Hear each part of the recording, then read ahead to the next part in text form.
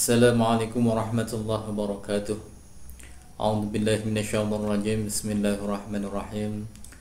Alhamdulillahirabbil alamin wa bihi nasta'in ala umurid dunya waddin.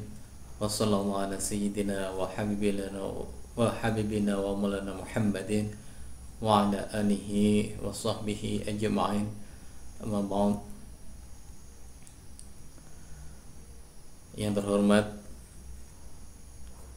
Ustadzah Hasanah M.Hum selaku dosen pembimbing mata kuliah ilmu balaghah dan juga teman-teman mahasiswa yang berbahagia. Pertama, marilah kita panjatkan puji syukur kehadirat Allah Subhanahu wa taala yang telah memberikan nikmat taufik serta hidayahnya kepada kita, sehingga kita sampai sekarang ini masih diberi kesempatan untuk berdiskusi bersama. Dan yang kedua, salawat serta salam tetap tercurahkan kepada junjungan kita Nabi Agung Muhammad sallallahu alaihi wasallam. Dan alhamdulillah, pada kesempatan ini izinkan saya untuk menyampaikan kelanjutan dari materi tentang linguistik. Dan pada kesempatan kali ini saya akan menyampaikan materi tentang fonologi dan fonetik. Nah, sebenarnya fonologi maupun fonetik ini sama-sama membahas tentang suara. Jadi fonetik itu juga salah satu bagian dari fonologi.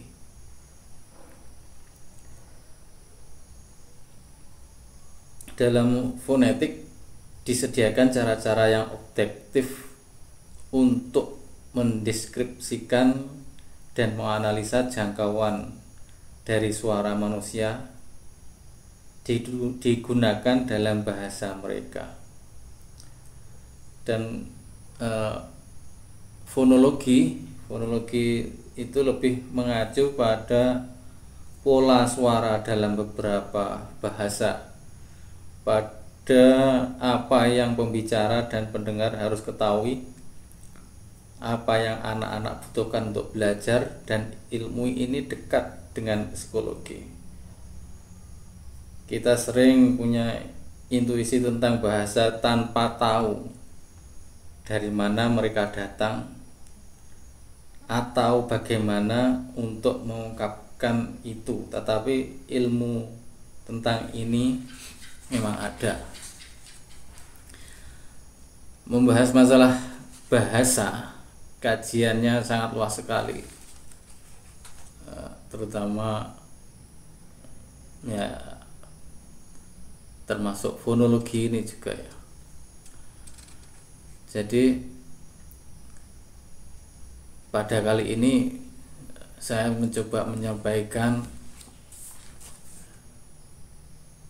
tentang fonologi maupun fonetik yang ada di dalam fonologi tersebut secara singkat, secara umum, dan nanti harapannya diskusi ini menjadi hidup dan bisa memberi masukan, bisa berkomentar di bawah ya, untuk menyempurnakan materi yang saya sampaikan ini. Silakan like, komen, dan share kalau perlu, agar semakin banyak yang mengoreksi, semakin banyak yang beri masukan dari apa yang saya sampaikan, khususnya termasuk Ustadzah Hasanah M.Hum dan juga teman-teman mahasiswa tentunya. Barangkali ada teman-teman kita yang mau berkontribusi untuk menyempurnakan materi yang akan saya sampaikan ini. Jadi pengertian fonologi merupakan cabang ilmu yang akan mempelajari tentang bahasa, bunyi dan proses terbentuknya dan berubahnya bunyi. Dalam berinteraksi sosial dan berkomunikasi dengan orang lain, fonologi memiliki daya tarik sendiri untuk ditelaah lebih jauh. Apalagi jika mengingat banyak bahasa yang Indonesia banyak sekali. Bahkan setiap daerah sekalipun itu memiliki bahasa sendiri. Tentunya unik-unik. Ya, misalnya bahasa Indonesia saja itu lain daerah punya karakter sendiri.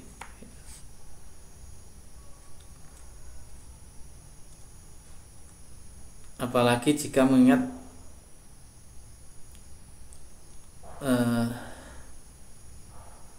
banyak bahasa daerah, banyak suku yang ada di Indonesia ini, dan yang pasti dalam suku tersebut pasti ada bahasa-bahasa yang sebagai identitas dari suku tersebut. Misalnya bahasa Jawa, bahasa Sunda, bahasa Batak, itu kan dari bahasa tersebut teridentifikasi bahwa orang tersebut dari suku ini, misalnya seperti itu.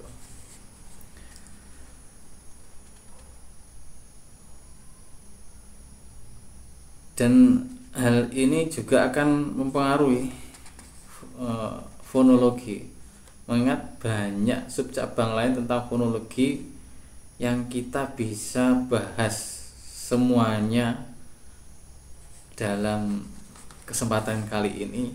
Maka pada kesempatan kali ini kita bahas fonologi secara umum saja, karena jika kita membahas fonologi itu secara detail akan butuh waktu yang amat sangat banyak. Tidak hanya berjam-jam, tapi bisa jadi beberapa pertemuan. Itu belum tentu kita selesai. Nah, pengertian fonologi menurut para ahli.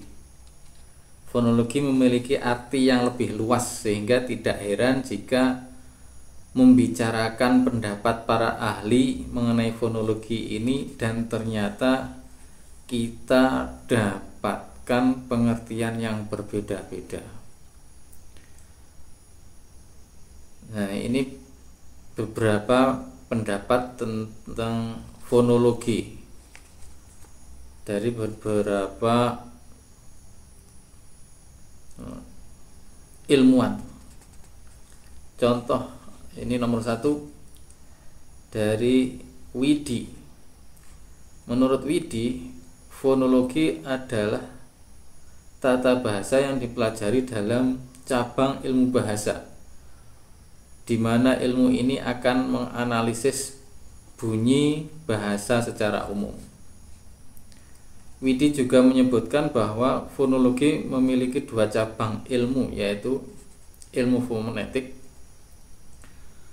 mempelajari bunyi yang dihasilkan dari bahasa, dan fonem, mempelajari bunyi ujaran yang memiliki fungsi untuk pembeda arti.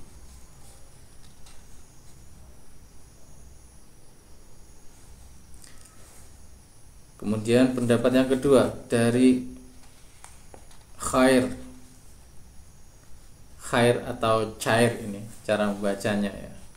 Sementara beliau mengartikan fonologi sebagai bidang linguistik yang tidak hanya fokus mempelajari saja tetapi juga membicarakan runtutan bunyi bahasa dan menganalisis bahasa tersebut.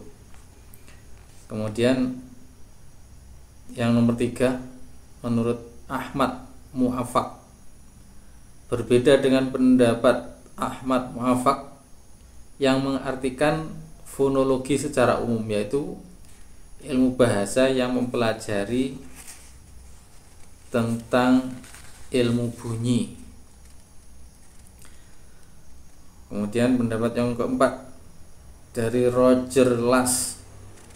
Menurut Roger Lass tahun 1988, fonologi sebagai subdisiplin dalam ilmu bahasa yang mempelajari tentang bunyi bahasa, di mana bunyi yang dihasilkan inilah yang dapat dipelajari untuk melihat perilaku, ujaran, dan masih banyak hal yang bisa dianalisis dari bidang linguistik. Kemudian pendapat yang kelima yaitu Kraft, tidak jauh berbeda dengan pandangan Kraft tahun 1984 yang mengartikan fonologi adalah kajian yang mempelajari tata bahasa yang menelaah bunyi-bunyi bahasa. Kemudian pendapat yang keenam, Krida Laksana. Pendapat Kraft ini dibenarkan oleh Krida Laksana yang berpendapat bahwa fonologi sebagai ilmu linguistik yang mengkaji tentang bunyi bahasa berdasarkan fungsinya.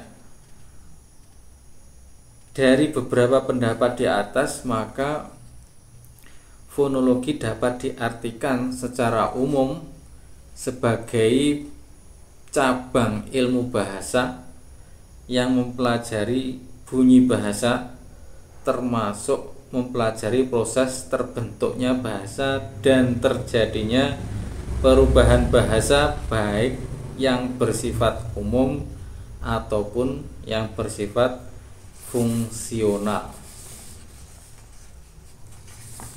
Nah, kemudian hakikat dari fonologi itu apa?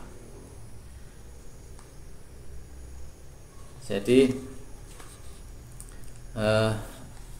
dari materi yang saya sampaikan ini, hakikat fonologi sebagai unsur terkecil bahasa. Sebagai unsur terkecil inilah yang jika dikembangkan lagi akan membentuk ilmu bahasa atau ilmu linguistik. Ketika kamu mengambil jurusan bahasa, pasti akan mempelajari bidang kajian dalam linguistik itu sangatlah luas.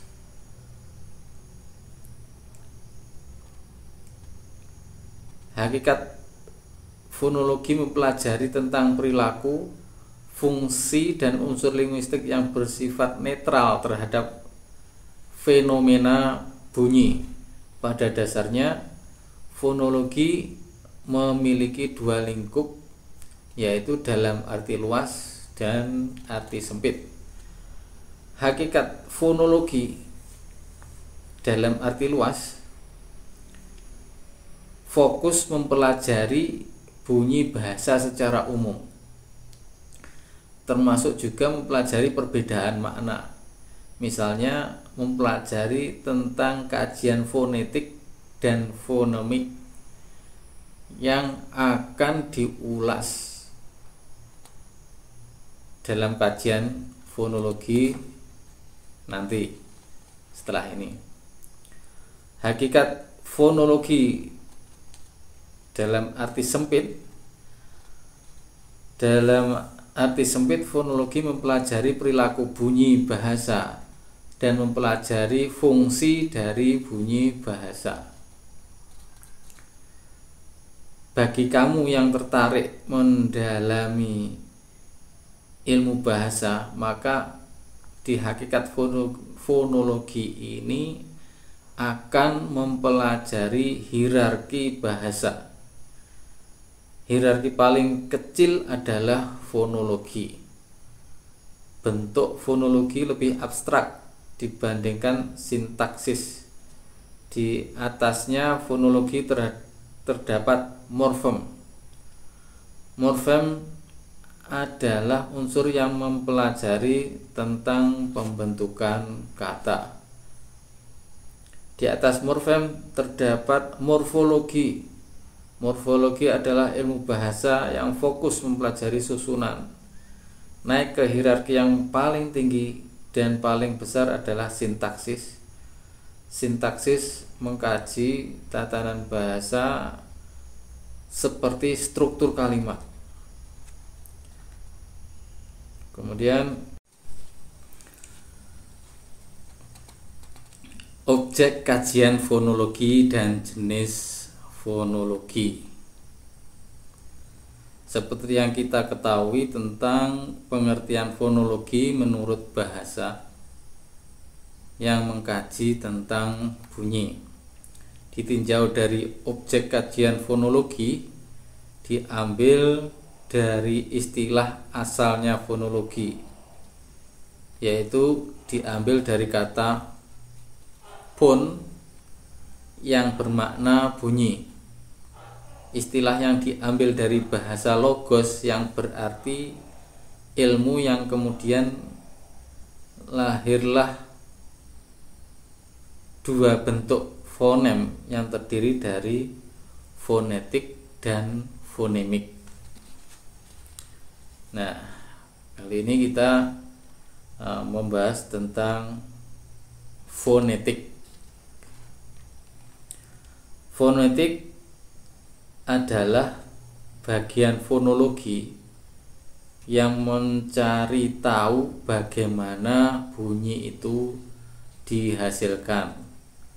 Fonetik adalah bunyi bahasa yang kemudian dilafalkan atau diujarkan dari ucapan manusia. Ada banyak jenis fonetik. Ada fonetik artikulatoris, kemudian fisiologi, organis, dan masih banyak lagi, di mana masing-masing jenis memiliki fokus peruntukannya sendiri-sendiri. Fonetik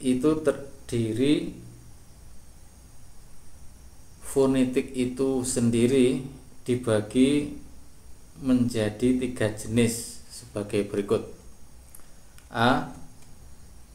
Fonetik artikulatoris. Sebagai fonetik organis atau fonetik fisiologis yang mempelajari bunyi bahasa yang dihasilkan oleh indera mulut atau lidah. Kemudian B. Fonetik akustik. Menyelidiki sumber bahasa berdasarkan aspek fisik, berdasarkan frekuensi, getarannya, sumber ataupun intensitasnya. Kemudian fonetik auditoris,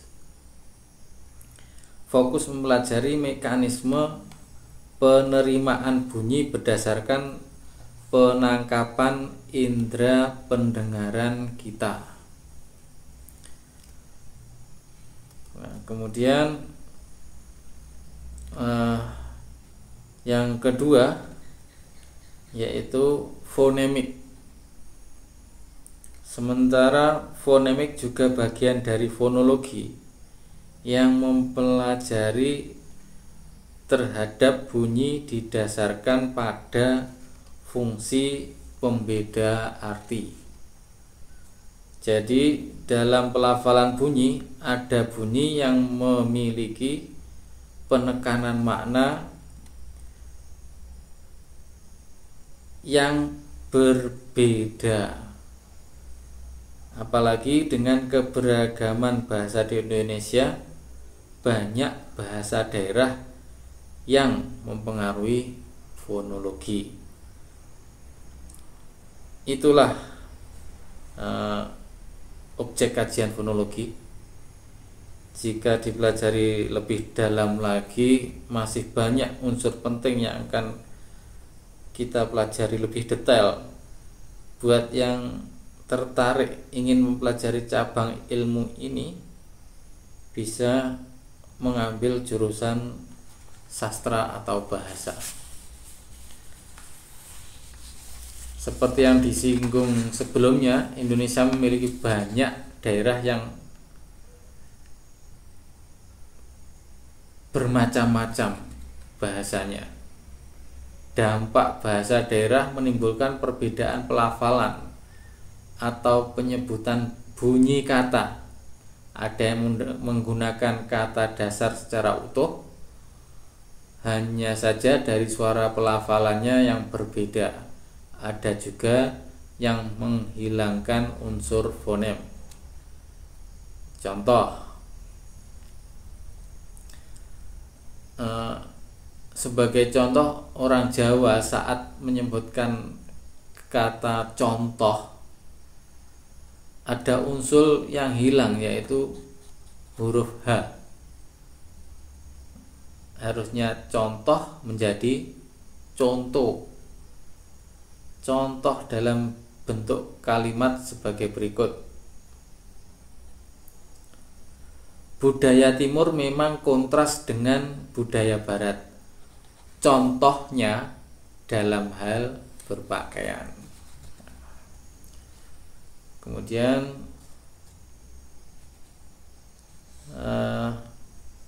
contoh yang kedua, masyarakat yang tinggal di kawasan metropolitan, sebut saja Jakarta, yang juga memiliki bahasa gaul dan khas mereka. Ya nggak munafik lah, bohong kalau tidak demen sama uang. Nah, dari contoh di atas ada beberapa interferensi fonologi yang hilang. Misalnya, bohong menjadi bohong, kata tidak menjadi enggak. Nah, itulah contoh fonologi yang semoga bermanfaat dan memberi sedikit pemahaman tentang fonologi. Semoga saja materi yang saya sampaikan ini, walaupun singkat dan masih bersifat umum sekali, setidaknya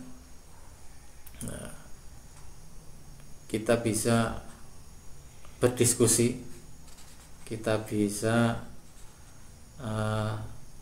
memberi masukan, dan seperti yang sudah saya sampaikan di awal tadi,